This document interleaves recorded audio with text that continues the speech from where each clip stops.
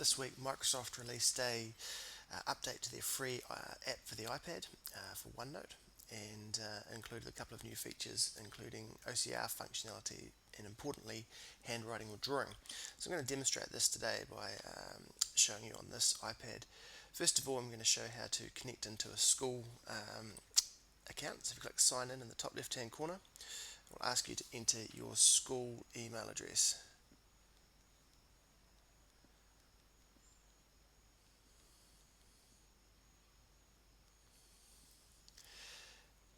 This next stage is pretty critical. It's asking you to sign in with a Microsoft account or your work account.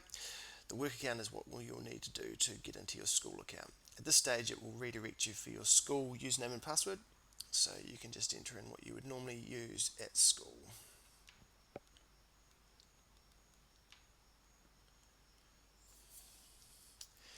Now it's going to connect you in and effectively mount your OneDrive or SharePoint site online where your notebooks will be stored. So the place is being added, and I can see my OneDrive St Andrews College in the top left hand corner. So I'm going to go down to an existing notebook that I have here, Te Reo Māori 2015, and it's going to open that. Now all of your notebooks will be stored in OneDrive or SharePoint online. They're not stored or can't be stored independently just on the iPad, and the initial synchronization will take place, and depending on how much content you have in there is how long it will take to synchronize, but mine is done. So I'm going to add a new page, and I'll just call it a test like I would normally be able to do, and you can type in here and do the usual sort of things as well. The new feature though is draw. So along the top here you can see a number of different pens and colors. So I'm going to start with a small red pen here, and I'm going to check my thickness. It's as thin as it can be, and I'm just going to demonstrate this by writing my name. So keep in mind, I'm just using my finger here. I'm not using a stylus.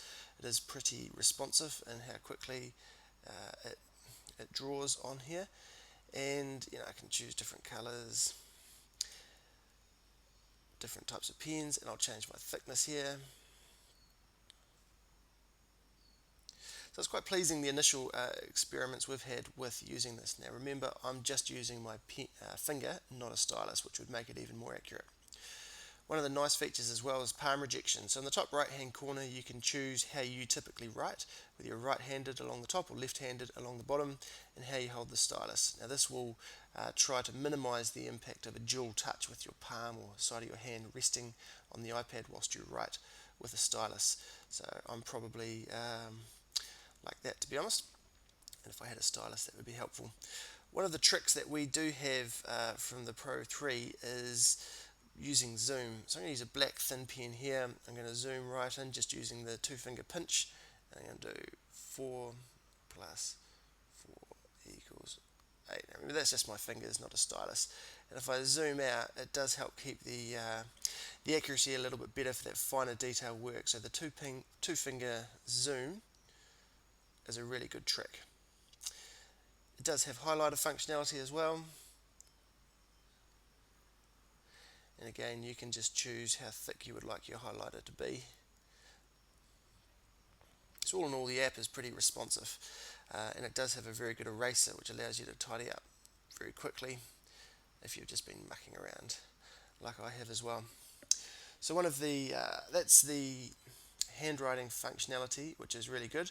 The other functionality which is new to the iPad is the ability to use OCR recognition. So if I was to take a photo of this awesome art colouring book, I can say it's a photo, well actually it's a document, it's a page.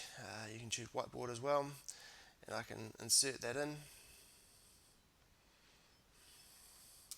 That's been added to my iPad. Now what that will do is synchronize into the Office 365 cloud, and later on I'll be able to use the search in the top right hand corner to search for Artie, for example, and it would show up. So it won't have read that yet, so it shows no matches, but Microsoft say that in a few minutes that will be synchronized and I can search within there.